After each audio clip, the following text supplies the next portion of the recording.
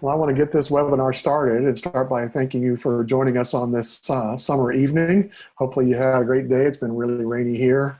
And my name is Tim Cole, and I'm the Executive Director of Waypoint Church Partners. And for the last 15 or so months, we've been partnering with Mid-Atlantic Christian University. Let me stop share this.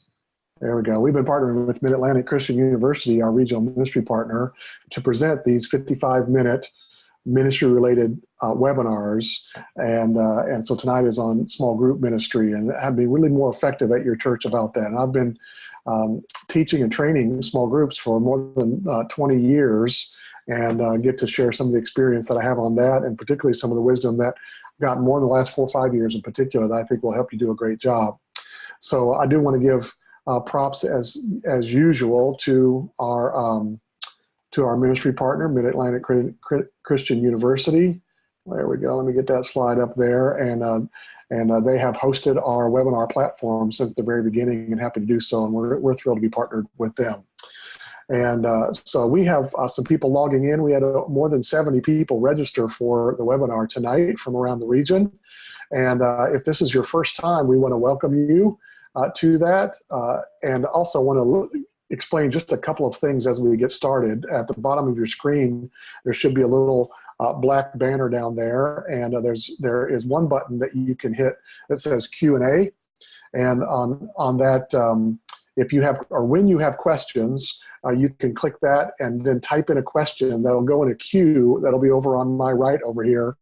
And at the end of this session, I hope to answer as many of those questions that you ask for you. And if we don't get to your question by the end, I'll get a report that's generated automatically that I can answer you tomorrow for whatever question that you have. And so as soon as you think of a question, type it in then. We won't lose it. It'll be in the queue and we'll answer that. I don't know if I've tried to save some time at the end, depending on how quickly I talk, to answer questions at the end. So hopefully you'll do that. There's also one there for chat, which you can use, but usually really the Q&A is the better option for that. So we're glad that you're here tonight. One thing that we want to do also is take a couple of polls of the people that are on the question. One that we do every time is just kind of take attendance, because the number of people, the number of screens that we have are different than the number of people viewing. Some of the webinars lend themselves to having multiple people per poll or per screen, but this one might be more singles that are involved with that. And so if you would chime in here with how many people are viewing the webinar tonight, that'll kind of give us an idea of how many people are on the webinar tonight. So go ahead and log in now. We just seen a number of people logged in and answering that question. I'm going to leave that over there. I have shared this screen, and I'm going to leave the screen kind of in the backdoor mode here, rather than going to slide mode, just because I have more control over where I'm at if I don't go into the slideshow mode. So you're going to be able to see my slides over here on the left, and I'm okay with that. We're going to highlight the screen that's on the middle of the screen. And so I'm going to go ahead and get started. And you are on this session because you are involved in small group ministry of one sort or another, either as a layperson or a staff person at your church.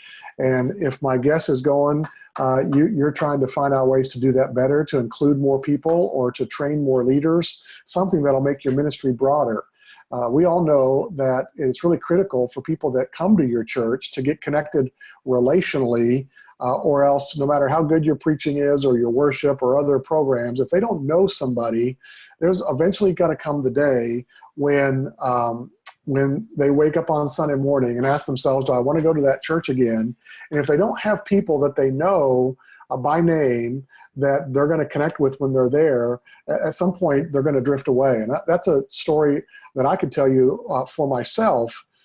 In my own experience, when my wife and I were in college and grad school, and I was a Bible college graduate in grad school, and we started attending a church in the city where we lived, and we had been there we went about 6 weeks straight, and we attended the service. It was a large, growing church, not too far from us. And we went about 6 weeks, and the only person that greeted us was the preacher. Kind of waved at us on the way out. He kind of knew who I was from some other connections, but nobody else in the church knew our name.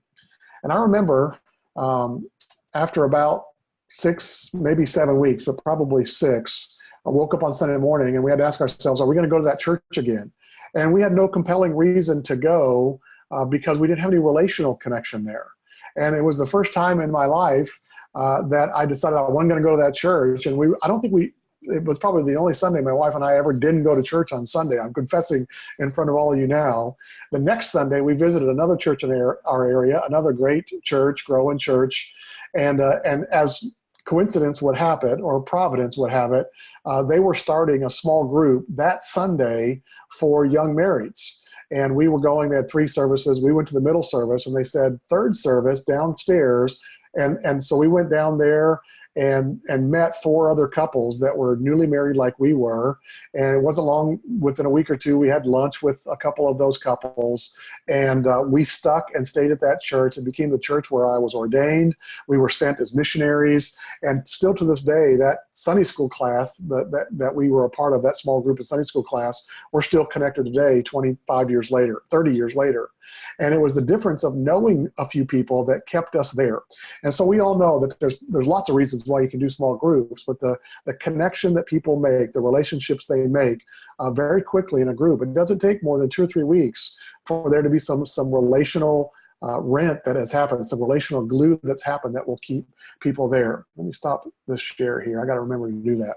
And so that's why you're on this webinar tonight, I'm assuming, is because you want that to be as effectively managed and administered as possible at your church as well. And so the title of this webinar tonight is 7 Smart Strategies to Have Effective Small Group Ministry at Your Church. And so I'm just going to walk through those fairly quickly, or one at a time. And well, you can't see that until I share it. So I'm going to go back to the share there and go here. So here's the first one, the first smart strategy. And this, I work with churches all the time with their small group ministry. And this is the first step that I always do with them. And that is to start with the end in mind. And what I mean by that is, what would a fully formed small group ministry look like at your church, numerically speaking? If you were a story that we would write a small book about this church is really killing it in small groups, what would that look like as far as numbers and proportions at your church? And so we should start with that in mind and work our way backwards. I think most churches, when I get to talk with them, say they have 4 or 5 small groups, they're thinking about how do we add 1 or 2 more groups, which is working from where we are, not to the end, but just to the next step. But I think the first good step is to start with the end in mind and say, if we were the best ever, what would that look like at our church? And so the first thing you need to do there is to figure out what your big number is. And then from there, set a goal from how many small groups you should try to have over the next 3 to 5 years. Say, if you were going to really work hard to have a fully formed small group ministry, to work from there. And what I mean by the big number is not what your average attendance is, but to figure out what's the number of people at your church that come in a 4 to 6 week window of time. Because that's going to be higher. It might be kind of your Easter number, to be honest, but it's that number that's usually about 20% bigger. It varies from church to church, of everybody that comes to your church. Everybody that will call your church their church home is your large number, your big number. And I think that's a critical number to work with, because small groups actually have the opportunity to grow your average attendance by engaging some of your nominal attenders in relationships so that they'll come more regularly. And you can target them and get them involved in a group, and then they know an extra 10, 12 people, and they'll go from once every 6 weeks to every other week. And as a result, your average attendance goes up. And so don't set your goal based on your average attendance, because that's a smaller number. And when I was first learning small group ministry 25 years ago, we were told that you should set a goal for between 60 and 80% of your average attendance. And if it's under 60, you're not doing a good job. If it's over 80, you don't have any visitors because everybody's in a group. And so that was kind of the sweet spot that I was trained on 30 years ago. And I don't believe that number anymore, because it's not taking into account, number one, that our attendance patterns have changed over the last generation. Maybe you've noticed that people don't come to church every Sunday anymore like my family did growing up, or even every other Sunday. It's every third or fourth Sunday that a lot of people come to your church. And so the number of people that would call your church home is a lot larger than the number of people that your average attendance is. If you want to know what I think you should set, if you were to use your average attendance number as your goal, I would say you should choose your average attendance, believe it or not, and make that your goal. That is, let's say your average attendance is 150. I think 150 should be your goal. And you say, that's crazy. Well, it's not. If the number of people at your church is really 200 that call your church home, that's really a number of 75%, isn't it? And so it's still in that range of what we were told years ago. And I have seen churches that consistently get around the 100% mark, 103%. I've seen 106% of the average attendance, because there's more people that are in groups that are there on any individual Sunday, because there's people that come every other week or every third week or whatever. So start with the end in mind. Pick make your goal set on your big number. And so I'm going to try. I've never done this before, but I'm going to try. And let's see if I can do this properly. I am going to do a new share here and try the whiteboard. This is new for me, so don't make fun of me if it doesn't work.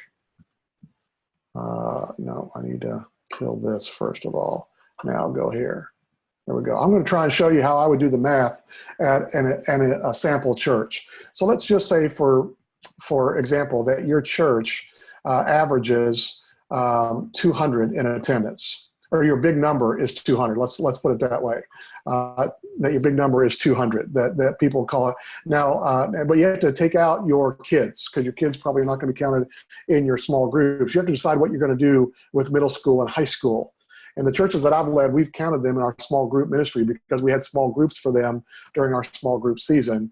So let's say, for example, you take out all the under junior high kids, and so your number is really 160 rather than 200 is the number minus the kids. And so your goal would be off 160. And so you're going to divide your number then, which is 20% less. That's 40% less. So let's say you can figure out your proportion. What percentage of your kids, regardless of the size of your church, are you 25% kids? Are you 20% or whatever? But in this case, it's 20%.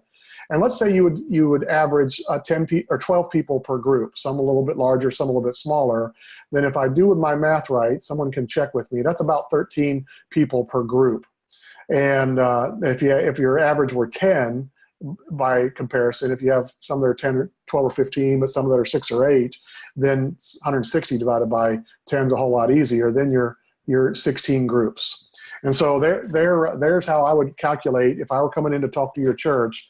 There's the big group, and a lot of churches that run 200 people as their big number, they might be running 150, 160. They're going to have 5 or 6 groups, and they're figuring out how to get to 7 or 8. And I'm telling them, you need to think about how would we get to 15 or 16 groups. And the reason why is it changes the way you structure what you do moving forward.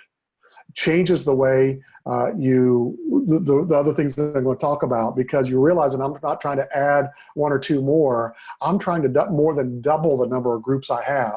And so that changes the way we do signups, the way we apprentice, the way we train, the way we coach, all of those things. And one thing before I move on with this is I would say you also need to factor in your growth rate. Because there's churches there that you can figure out what your last 5 years of your growth rate is going to be. And I would factor that in as well. If you're a growing church, and let's say, just for example, you've been growing 10 people per year, it's going to take you, I would say, 3 years at least, probably more like 5 years to, if you really work the system, to have a fully formed small group ministry. And so if you're growing 5 people a year for 10 years, that's an extra 50 people. Of course, 20% of that is kids, which would be 10 of those. So you're going to grow by 40 people over the next 5 years, hypothetically. And so that 160 number plus the 40 actually becomes 200 people you're going to be trying to have groups for to be a fully formed group. And so if you divide that by 12, you can do the math for me, get your calculators out. But I would say that's 17 groups if it's divided by 12. If you're going to have 10 per group, of course, that's 20 groups. And so now your goal has changed from 14, 15 groups now to 18 to 20 groups. Boy, that's a horrible, let's see if I can, oop, look at that. All right, better circle here, kind of. 17 to 20 groups. So even more reason to get serious about all the systems and structure needed to grow your ministry, because you're going from 4 to 5 groups up to 20 groups. And so that's how you start with the end in mind. It creates the needs, your need for training, coaching, and apprenticing that we're going to talk about. So start with the end in mind. All right, I'm going to stop share. There we go. And then I want to get to smart tip number 1. But don't forget, if you have a question, to hit your Q&A button. Looks like somebody already has. Somebody wants to sign my whiteboard masterpiece. I've got to get way better at it before I ever put my signature to that. But if you got a question about your big number, how you calculate what your number should be, hit your Q&A button, and you can ask those questions, and we'll deal with that at the end, or maybe here in the middle. All right, the next thing, if we go to screen share, go back to here. All right, so the next one I'll go with, your smart strategy number 2 is to create an easy sign-up process. And the underlined word there is easy. That you want to make it as simple as possible for someone to say, I'm in a group. And so think about that for a minute. I can tell you the ways that churches make it hard unwittingly. One way that they do it is they don't make a catalog or a list that's easy to see all on one sheet of paper of here's the groups that we're offering at this sign-up period. Or it's hard to read. And so I would make a list, and you can organize them by nights. Here's our Monday night groups, Tuesday night, Wednesday night groups. You can do them by type. These are men's groups, women's groups, youth groups, whatever. But make it easy to navigate and look at the groups so a person can figure out, this is the category of groups I want to be at. There's 4 or 5 of those kind, and this one is the one that I want to sign up for. Of course, in this day and age, I think you've got to have those groups in a digital form on your website. If you got a database and website that allow you to create a sign-up platform to put those on your website and people can click to sign up for them, that's really critical. But I would tell you that the best way to get people to sign up for groups is to do it on a Sunday morning in the worship service. That you've got a sign-up card with a pen or a pencil attached to it, and you have people sign up in the worship service. I talked to a lot of small group ministry leaders who are frustrated with the level of signups, and you will double the number of signups, almost literally, if you will do it on a Sunday morning where you have the preacher talks about small groups, how important they are for all these biblical reasons. You can show a video, a 3 or 4 minute video testimony of someone who got in a group and it really transformed their relational network and how it was important for their faith development,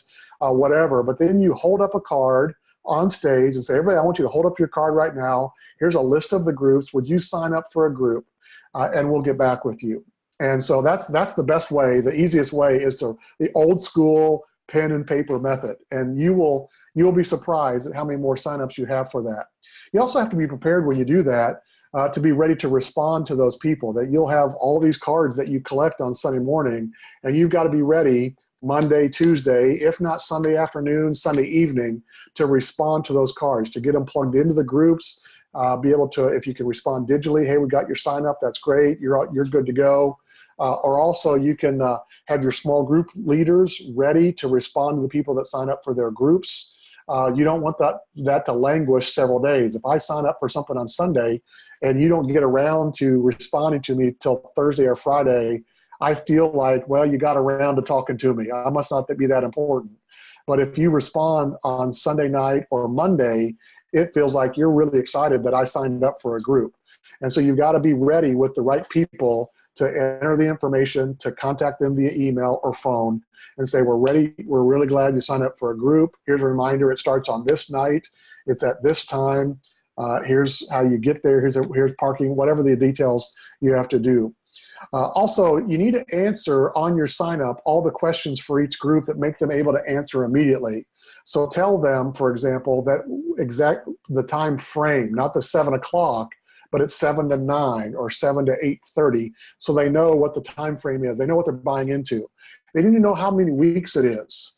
Is it an 8-week group? Is it a 12-week group? Is it a year-long group? Is it a semester group? Is it you're in this group till you die or Jesus comes back group?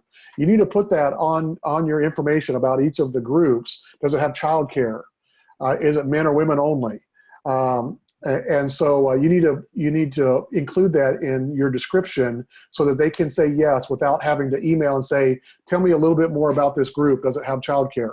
Because if you create those extra steps, the odds of losing people from Sunday morning to Wednesday night when they might sign up for it, the odds of losing them go up significantly. So you want to take away all those hurdles for them to be able to sign up on Sunday morning right there, collect those right there and go. You also one thing that you can do for creating an easy sign-up process is if you're going to do it digitally, you can do your mass email that says, hey, everybody, here's our list of groups, and you can list them all, and they can have links to sign up for those. But I think it's important also, not either or, but both and, is to send targeted emails out to get people to sign up for specific groups. And so if you're going to have a sign-up window of time, I wouldn't do it for 1 week. I would do it for at least 2, but preferably 3 or 4 weeks in your sign-up window before your groups start. I would do the mass, here's all 20 of our groups. But I would also do targeted emails for specific groups where you're promoting specific ones. So if you have 2 or 3 ladies groups, I would send a targeted email out to ladies only, adult ladies, if it's not going to be for teenagers either, like your youth groups, but you can do these searches, these reports, queries on your database and say, I want to send this to ladies only that are over 18. And so then you can say in a targeted email, hey, ladies, here's the 3 groups we've got just for ladies that are coming up in 3 weeks, and we'd like you to check them out and sign up for one. Same thing for men's groups, and so on. Targeted emails. Targeted emails you can also do very specifically. Don't send a targeted email, or don't send an email out to people that have already signed up. If you have a 4-week window of time and half the people signed up on Sunday morning when you do the card, you can easily do a query for everybody in our database that's a regular attender or member that is not yet currently coded as in one of our upcoming groups. And for some people, that might go way over your head. How do you do that? You need to find your database person that knows how to set up that query. And that way you're not sending out a mass email to, hey, sign up for a group. And I'm thinking, I just signed up for a group last week. Am I in a group or not? And you'll get emails from people saying, I signed up last week. Does this mean I'm not in a group yet? And it's like, yes, you are. We just didn't subtract you from our targeted or our mass email list. So you can always, every week, you create a new report during your sign-up period that eliminates those people that you've coded as in one of your 20 groups or 10 groups or however many you have. I think it's really important to do a targeted email for people that are first, second, third time visitors within the last X amount of time. The last 12 months, for example, and say, we're really glad you've been visiting our church lately. We're starting some new groups, in 3 weeks, and we think that you'd love one of these groups. And those are those people that are barely on your database. They're not even hardly regular attenders yet. And if they might come and get involved in a group, particularly if it's a need-based group, not a curriculum-based, but it's a felt need-based group, they'll come, get to know people in that group, and then they'll start attending regularly because they know people in the group. And so what I mean by felt need, it would be a parenting group or a marriage group or a financial piece or something like that, where it's that even if I'm not a regular attender yet at your church, that's a group that I'm going to be interested because of its specific topic.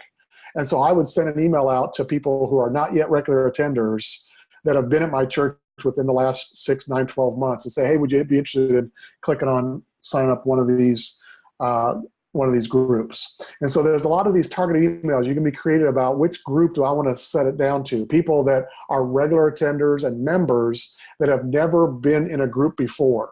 And so if you've coded your groups in the past, you can eliminate all those people and somehow put a video on there of that video that you showed on Sunday with a testimony of, boy, I was really scared to be in a group, but I signed up for one, and it's been awesome. And so those people would click on that video in the email, watch it, and maybe they'll sign up for a group. Even though they've been a regular attender for 2 or 3 years, that video and that targeted email might allow them to sign up for it. So that is a smart strategy. Is you've got to figure out how to take all the hurdles away for them to sign up. And believe it or not, the old school pen and paper will get you more signups than any of the digital ways. You've got to do the digital, but the on Sunday morning sign up is the best way to get them. All right, so here we go. Number 3, smart strategy number 3 is to apprentice assertively. All right, and you're probably already thinking, once you run the numbers, that we need some apprentices.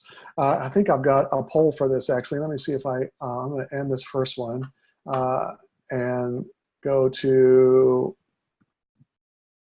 apprentices. Let me drive this one.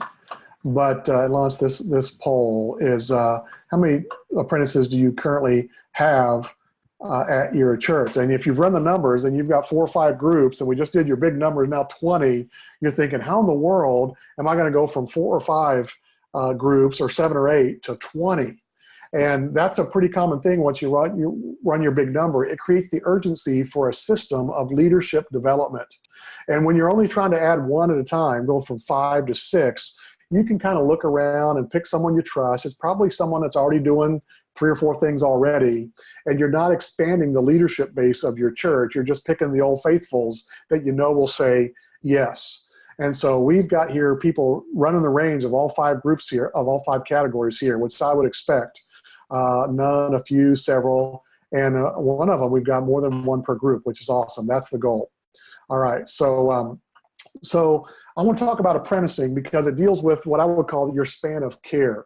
That your group leader, and then once you get past 5 or 6, if you've got 10, 15, 20, or even more small groups, one small group minister it's really difficult to administrate and connect with all the leaders and all the apprentices. And so we're going to talk about span of care. But the question is how do you apprentice well to get, and so the first thing is to define apprentice, what it means to be an apprentice. All right. And what I mean by that is a lot of people think an apprentice is a person that's on deck. They're ready to go. They're 1 heartbeat away. If this small group leader were to kick the bucket, they can step in the next week. And that is an apprentice for sure, but it's not the scope of what apprenticing means. Apprenticing literally means anybody that someday could be taught to lead a group well. And they could be 5 years away. And so when you're in a group, you start looking at a group differently. When you're really thinking about not who could be a leader someday, it's of the 12 or 15 people in this group, who couldn't be. And it changes the lenses that you wear when you do it that way. And so it's thinking there could be 7 or 8 or 10 people in this group of 16 that with some training and coaching and encouraging and some experience could lead a group someday. And so then you have to take those and you take the top several of those. And so a lot of people also think in apprenticing that you can only have 1 apprentice per group. I'm going to have a leader and a wingman. And that's not the case either. You're never going to have lots of groups if you only have 1 apprentice per group. And so if you can have 2 apprentices or 3 apprentices or even more, then you're going to get to that fully formed small group ministry a lot quicker because you've got multiple people in each group that are being prepared to lead a group. Now you've got to apprentice also because you also have the urgency of apprenticing is pretty strong because your current leaders 5 years from now, how many of them might not be leading a group 5 years from now? And there's all kinds of reasons they might not be leading a group. They could move away, get transferred with their job.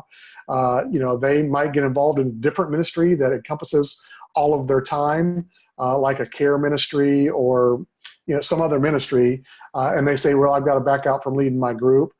They might not be able to lead a group because they get honked off at the preacher, and they leave.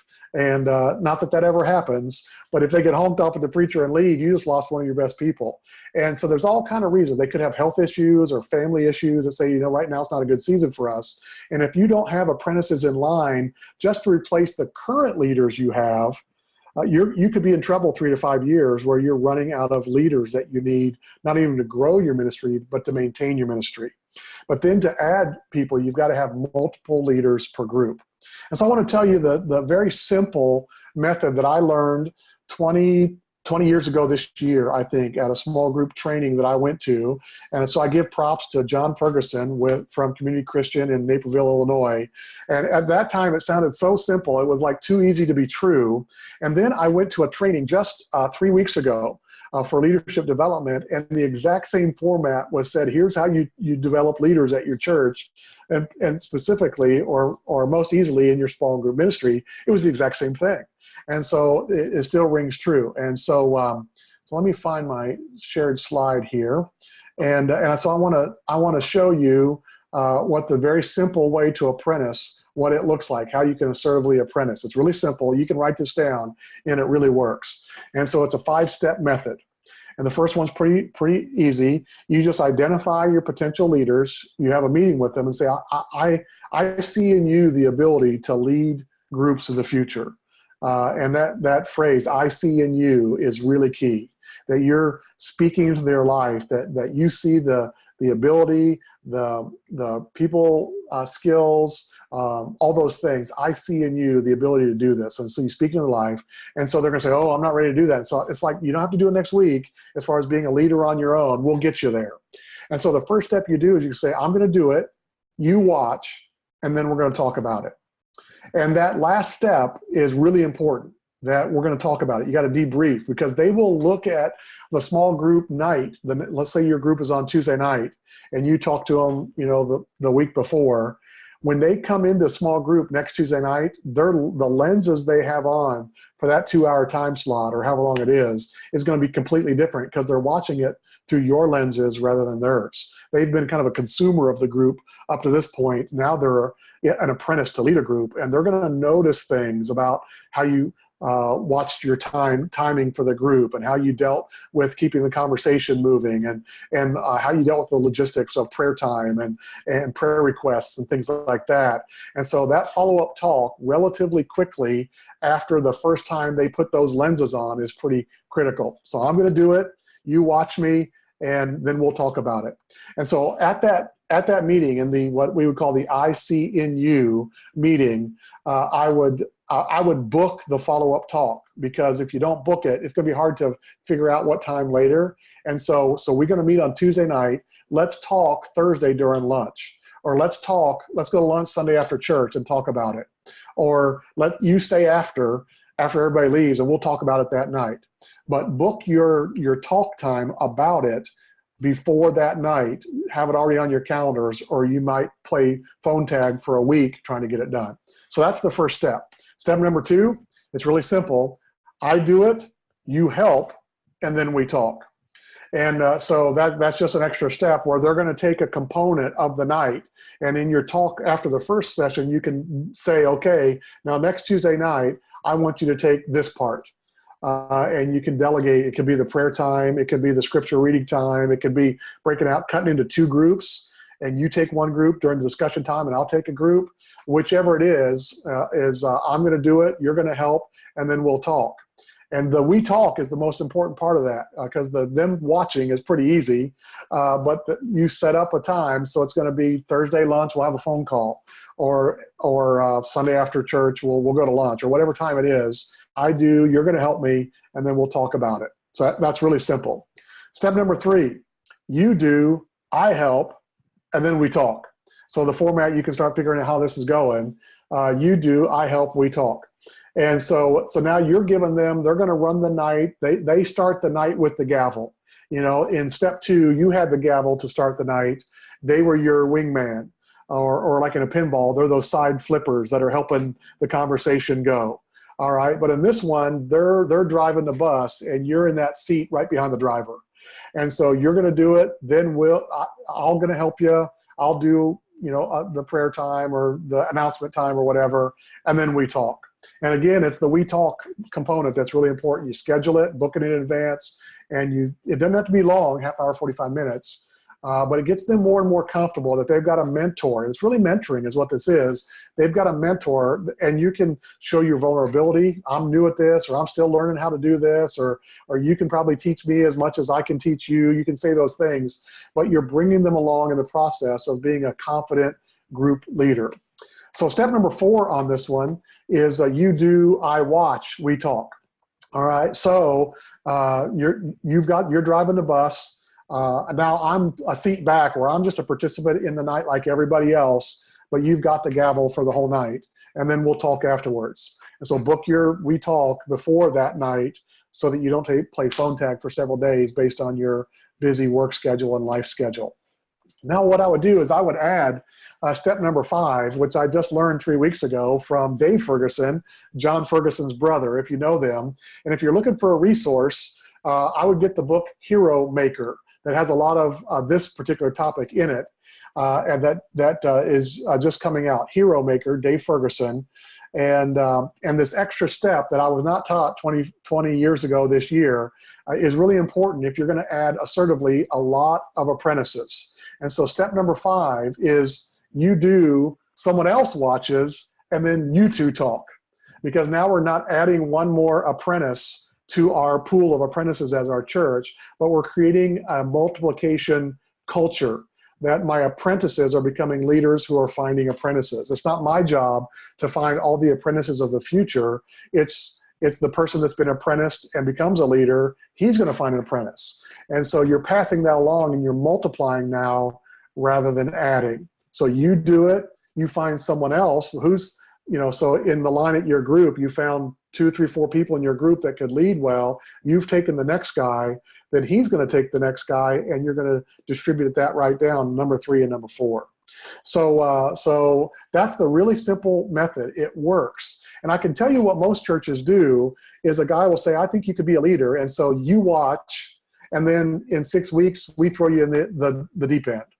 We make you a leader on our next sign-up list. And they're not ready. They're not confident. They haven't had that mentoring. And you put their leadership at risk because you haven't gone through a relatively simple process. The hard part is the 5 we talk sessions because it creates the need for you to mentor them over this window of 2-3 months to give them the confidence and the skill set to lead a group well. So that's the real simple. It seems too simple to be true, but I can tell you personally, it works. Let me get out of that and stop share. But that's the smart strategy for having more leaders in your leadership pool is to strategically, assertively be apprenticing. And the deal is you don't have to have apprentices that are ready to go like right now. You can have them in a pool of people that can be ready next year or the following year. And so you can have more apprentices ready to go than you're going to need for your next session's time. All right, I've got to move along. You can tell I get excited about apprenticing. So let me talk about smart strategy number 4. Where are we here? Here we go. Smart strategy number 4. Establish a culture of coaching for excellence. And this is where we get into span of care, that after you get about 5 or 6, one person cannot go over that. So you need a second level of people that will go and watch your small group leaders lead. And so that's what the coaching is. It's someone that attends 1 or 2 nights of your group leaders' sessions and then gives them some constructive criticism about what they saw. And everybody needs to be coached. And that's why I say in this smart strategy, there's people that will get kind of nervous that you're sending a coach there, and they'll say stuff when they arrive. They've come to spy on me or whatever, and you'll see that. I can tell you, years ago, I was a high school math teacher. I taught geometry and pre-calculus, trigonometry, things like that. We won't go into that. There's no math tonight, except I did the math for you, hopefully. But my assistant principal that was assigned to me would come and visit my class once per semester. And I knew he was coming because the teachers' union required that I would know that the assistant principal was coming to hang out in the back of my class to take notes. And I can tell you something, and I'm almost ashamed to say this, but I taught my best the days he was there. And because I did everything I knew I was supposed to do that I didn't do on normal days. But I didn't go back to my normal after that. I always would come back better, even though it wasn't what it was the week before, and I wasn't on like he was there, but I was better after that because he showed up, because I got into the rhythm of doing those things I knew I should be doing. And so by going and having someone go there and watch, to schedule in advance when you're going to talk afterwards, and then have that follow-up phone call or meeting and say, hey, here's the 5 or 6 things that I noticed while you were there. That's great. And everyone needs a coach. And so people say, and so number one, I would say, where is that? I've got a slide here. Well, it's in a couple coming up, but everyone needs a coach. Not Johnny, but Jack Nicklaus always had a coach up to his retirement from golf. He still golfs, but he had a famous golf coach. And you would think that the greatest golfer that ever lived, he won 18 majors, more than anyone else. He finished second in majors 19 times. He had a coach that worked with him every week his whole career.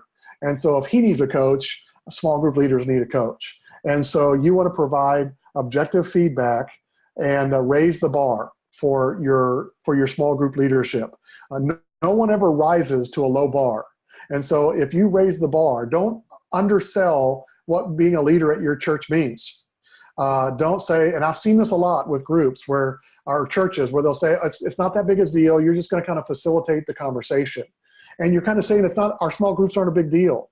Is you want to say, it's an honor to be a leader. We're entrusting you to lead and pastor this little group of people at our church. It's really critical because that's the way we do the span of care at our church. And so don't undersell the role. You want to say, this is a big deal, and we're glad that you're part of us accomplishing our mission as a church. And so we're going to help you be the best you can be at that by assigning a coach to you. And so you can call them coaches or team leads or whatever you would do. Let me stop share here. But you can have a team lead for this 5 or 6 groups, and a team lead for this 5 or 6 groups, and those team leads will visit their groups, and those can be experienced leaders. But I can tell you that there are people at your church that would be better at the coaching or team lead than even leading a group. That they can go and visit, take good notes. They've got a good way about them when they talk to people. Then their constructive criticism doesn't come across negative or picky, but really helpful. And I've had a team lead at my previous church that was not a group leader. That's all he did for our church, was he would go and coach 6 people at our church as a team lead of 6 people. And so establish coaching to really raise the bar of excellence in your groups. All right. Let me go back and go to smart strategy number 5. This one's really quick. But if you've run your numbers and you realize, if we were to be a fully formed ministry at our church for small groups, and we've only got this many and we've got to get to this many, one way that you can speed up the process is to use turbo groups. And that's a phrase I heard 25 years ago, and I love it. And a turbo group, all that means is that it's loaded with all future leaders. It's like all apprentices in one group. Often a summer is a good time to do this when you're off of your other groups, but you can do it any time, where you get 5 or 6 couples and you lead them, and it's with a view towards, in 10 weeks, all 5 or 6 of you are going to start a group. And they're in for that. And you can do that. You can also say that your curriculum then can be small group leader training rather than, whatever your typical curriculum can be. Your content for each of those 10 can be small group leadership based, and you can find curriculum for that. And so that way you're not farming that out to other training times. You're getting a half hour or 45 minutes or an hour of small group leader training for 10 weeks. Boy, they're really well prepared by that time in a turbo group.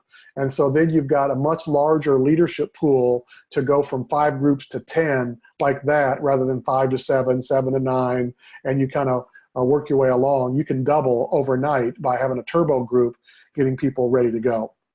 All right, smart strategy number 6 is to train regularly. All right, and by training, that's different than mentoring with a group leader, but to provide extra training at least once a year. You can do it once a session, once a quarter, but you're providing training for your leaders where you stepped up the bar and say, we're going to help you get better at some of the skills of leading a group well. And so first thing I'd say about this is, don't assume that tenure means proficiency. with groups. If you've had a small group leader that's been leading a group for 10 years straight, and they will be the people typically that will not be thrilled about you sending a coach there to give them criticism, constructive criticism. They will hem and haw and hedge and they'll, oh, I know what I'm doing. And I can tell you that for a lot of those people, there are some people that really need some coaching and training. And so you can send them coaches to go visit, but also events where you get 2-3 hours in a slot for all your group leaders to come together. I think it's really useful for your leaders and your apprentices to all come together to realize they're part of a pretty big team at your church. And so bring all your apprentices, and not your on-deck apprentices, but even the ones that are 5 years away, bring them all together for a training, and they realize, wow, I'm part of a cool team here of people that are part of this ministry. But you can include your better leaders and your team leads in the training itself. It doesn't have to be all you, but there could be people that are leaders in your ministry already that can take parts of it, that they'd be really good at the prayer part, or teaching how to deal with difficult people, or how do you manage all the snack time and childcare or whatever. You can delegate that out and share the teaching, or you can bring in a leader to teach. For a three-hour window slot. And that's something that Waypoint would be thrilled to do. Waypoint exists to really help churches get on mission and stay on mission. And one of the services that we would provide would be small group leadership training. We can zoom in, you could zoom in a leader as well, like you're doing this on a video call, and have a leader teach on a particular topic for 30 minutes or 45 minutes to all of your leaders who are gathered for a lunch after church or something like that. But you need to train regularly to raise the bar high so that you do this really well. Small group ministry will not run well if you don't work your system. And that is included with training regularly. So don't assume tenure means proficient. You'll have people that'll come to your group from another church. They move into town and they say, oh, I used to go, I was at that church in whatever state, and I led a group, I'm good to go. And just because they've done it in the past doesn't mean they do it well. It just means they've done it in the past. So train them to do it well. All right, smart strategy number 7 is the last of what I wanted to get into tonight, is to build your church ministry calendar as best you can around your small group rhythm. And what I mean by that is to figure out when your time slot is for on-ramping people into your small groups. If you've got annual groups, are you signing up in January or September or whatever? Or do you have semesters? Do you have the trimesters that many churches are trying to use now, where there's 3 slots per year? And then build your ministry calendar around the rhythm of your small group when they start and stop, and strategically plan some events around that. For example, I think it's really critical to have a membership class in the time slot right before your small group signups, whenever they are. And so you can get 20 people to come to your membership class, and you'll talk about, and we'd love for you to get involved in a small group. And by the way, they start in 2 weeks. Here's a list of the ones we're starting. And so it's real easy for them to jump in right then as new people to get connected relationally. Also, you want to schedule your training during that time that you're off, that window of time that you're off. I think it's great to have church picnics during that season that you're off, and that your leaders at their church picnic are looking for people at the picnic that are not in a group. And I think every person that's not in a group currently should be asked 3 or 4 times at a church picnic, are you in a group yet? If not, I've got one on Thursday night. And you have to train your small group leaders that your church picnic is a fishing pond to populate their own groups.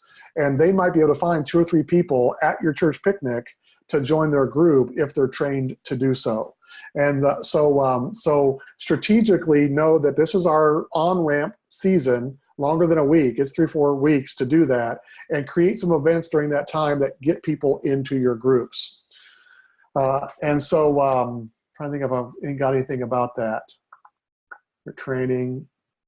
One other thing is I would encourage you, if you don't have groups in the summer, all your groups take the summer off, for example, I would encourage you to consider having a few short groups during the summer and on-ramp them at that time. The reason being is, if Easter is a big number, and then the 3 or 4 weeks after Easter before summer hits, you've got this great attendance. If you have new visitors that come in April and May, but your group signups are in September and then you launch them in October, they're going 3-4 months before they even have a chance to connect relationally in a group. But if you say, we're doing 2 groups this summer, and you send it out to everybody, but then targeted to all your newbies, you will have people that came in May and June, or April and May, that'll sign up for a June-July group for 8 weeks. The church where I attend currently, and I went to a group just a couple weeks ago that was a summer group, and I'm coaching their leader. So I was visiting the group, taking notes, but I sat as the group started, and I met 2 people on either side of me, and I said, hey, how long have you been coming to our church? And this is the group's 4th week, and they said 4 weeks, and they signed up the week the group started. Both these people were first-time visitors, and now they've been coming to this group for 4 weeks straight, and they're connected relationally in June rather than making them wait for September or October. And they're in, and they love the church. They know people they can sit with on Sunday, and they didn't have to wait so long. So that's a tidbit that's really not in this, but your rhythm, you can have these small rhythms that are completely different from, if you've got 9-month groups, have these 2-month groups in the summer, or figure out some rhythm that on-ramps your new people. Well, I've got a couple of Q&A things here. Let me open that up. I'm going to stop share. No, not new share. Stop share. Let me get out of this here. Oh, nope. I almost killed the whole thing. Where am I?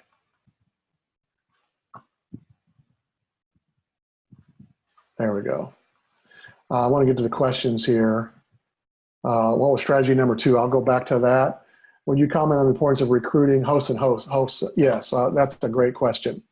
Let's talk about I think you should try to get to a policy, and your people that host and lead will fight this like crazy, to have a host and a leader, because they are 2 different jobs. Your leaders need to be thinking about how the discussion is going, the content of your curriculum, all the logistics and all that, and the pastoral care. They need to be able to go and have a private conversation with someone that's got a question about something serious. And your hosts are the hospitality people. And when someone's trying to do both at the same time, you're giving them 2 hats to wear. And so if you could create a policy, which is tough, that every leader has a host, it broadens you broadens your leadership base. It lets you see someone might not be ready to lead yet, but they're willing to host, but then you can figure out they'd make great leaders. So I would love to have a policy where you have hosts that are different from your leaders, and people will fight that. So one person asked, people have been resistant to small groups because it's an older population. I would say that that it doesn't need to be a battle that you fight. If you've had small groups or Sunday school classes, your Sunday school classes do create a level of pastoral care, and you can do both and rather than either or. And that you can get people plugged into either. So I wouldn't fight that battle. The level of conversation you can have, if there's food involved or a meal or evenings, it's a different field than Sunday school class, but I wouldn't make that a battle necessarily. And I've seen churches that will dump Sunday school to start only small groups. And I think you've got to transition to that over time. Someone asked about strategy number 2 before I move on. And I got to kill the Q&A here to see that. Strategy number 2, where is that? Is create an easy sign-up process. All right, so that's the handwritten one, the digital online where they can click it, and the targeted emails. All right, so let me go back to my Q&As. We've got a lot of questions coming in, so thanks for that. What's the most efficient number to have in a group? Theoretically, 12 was the old number everybody said. Probably that's efficient because it's a larger group. You can sign up 16 in a group because if you have 16, 10 or 12 are going to come any one night. Living rooms packed can hold about 12 typically if you bring all the chairs in. So that's what's been taught for a long time. The number's actually getting smaller, I think, not larger. That groups, if you have 16 people signed up for a group, it gives permission people not to be there because I'm not going to be missed that much. But when you have 8 to 10 people in a group, I think their attendance is a little bit better because they're going to be noticed when they miss. We've got a question. We've got several other good questions here. This is going to be recorded, and we will share the link. I didn't tell you on the front end that there will be an automated email that gets generated that will go out tomorrow. And I'm going to include a link to the Hero Maker book that I'd strongly recommend that shares a lot of great strategies for this. Also, a link to our upcoming groups that I want to tell you about here. That you can share with other people in your church that will be interested in our upcoming webinars. And hold on a second. I'm going to kill that. I'm going to answer all the rest of the questions tomorrow, but I want to get to our time is about up. So next month, on August 13th, we have a webinar at 8 o'clock on Monday night about first impressions. Not what you do on Sunday morning, but what you do to set up Sunday morning. It's a great session. Dave Heilman, who teaches our first impressions training on site for Waypoint, called Converge, is going to be teaching for 45 minutes on the things that are critical to do before Sunday morning to make your Sunday morning first impressions top notch. And so if you would share that information and link that comes in your email tomorrow, that would be super. And then the one after that is for people that are on mission teams, mission committees. And it's about the internationals among us, to see the missionary opportunities we have on our front door. And it's a great session. It's coming up the second Monday of September 10 at 8 p.m. And so there'll be links to those in your follow-up email tomorrow. And if you would forward those links and the information to the people in your church that will be most interested in that webinar, we'd love to have them join us. We've had a great representation tonight on small group ministry. And if you've got, I'll have my email in that follow-up email as well. If you've got more questions that you'd like to have about emails, or if you'd like to talk to us maybe about coming and doing small group leader training at your church, we'd be thrilled to talk with you about that. Of course, we want to give props, as we did on the front end, to our ministry partner, Mid-Atlantic Christian University, for sponsoring and hosting our webinar platform. And they're great partners of us. And the last thing I want to tell you is that we're going to send you a follow-up email as well, asking you to join this platform that we have started called iplantchurches.com.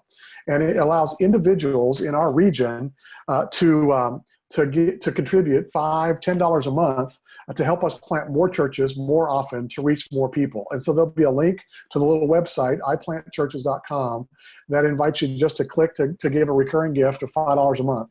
And we'd love for you to do that. We got more and more people signing up for that every month. We just launched it this year in 2018.